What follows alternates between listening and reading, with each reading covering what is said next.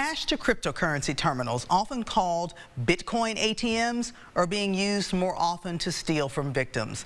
That's what Smith County Sergeant Larry Smith said during a meeting yesterday with state lawmakers and financial crimes investigators.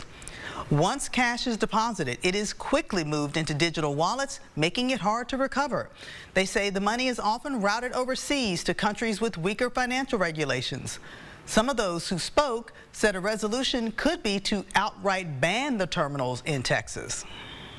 In terms of people being victimized by these scammers and putting money into these machines, we're number one in the nation.